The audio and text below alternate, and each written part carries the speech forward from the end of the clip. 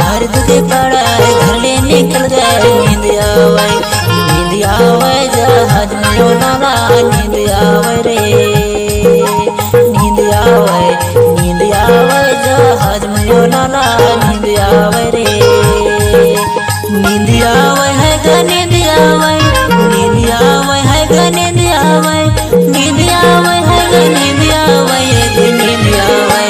मछली के पेट माँ भर दुखे पड़ा घर ले निकल गए नींद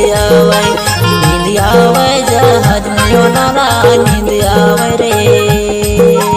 नींद आवे जहाज में ओ नाना नींद आवे रे।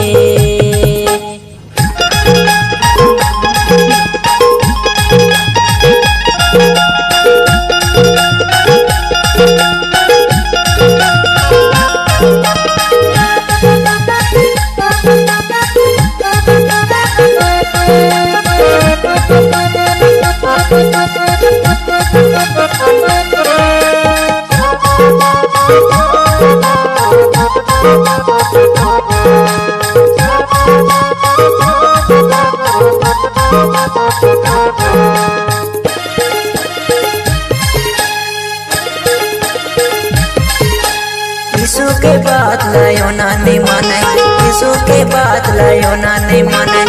निन्वे को जा कहे तासी से भागा नींद आवे जहाज में ओ नाना नींद आवे रे नींद आवे जहाज में ओ नाना नींद आवे रे।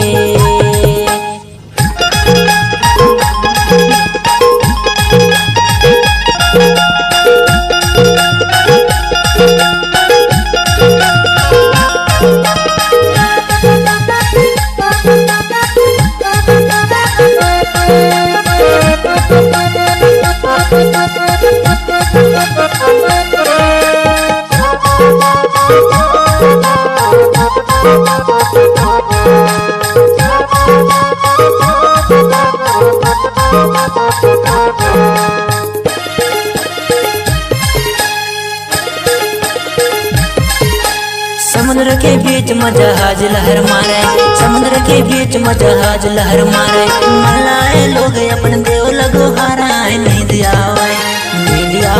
जहाज में ओ नाना नींद आवे रे नींद आवे जहाज में ओ नाना नींद आवे रे।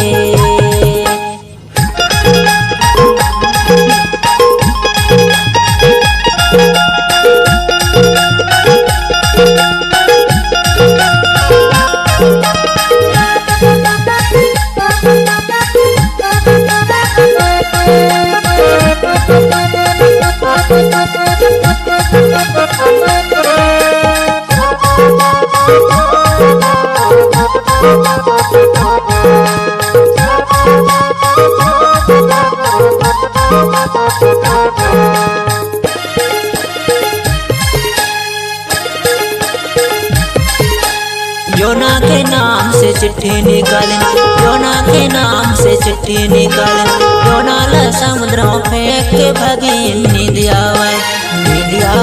जहाज में ओ नाना नींद आवे रे नींद आवे जहाज में ओ नाना नींद आवे रे।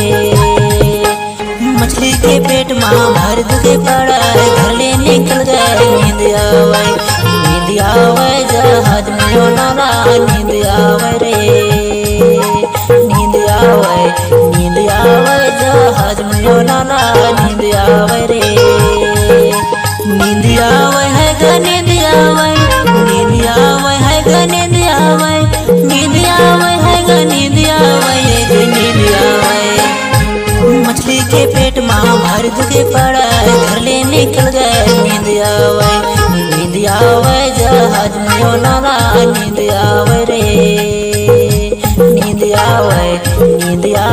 जहाज में ओ नाना नींद आवे रे।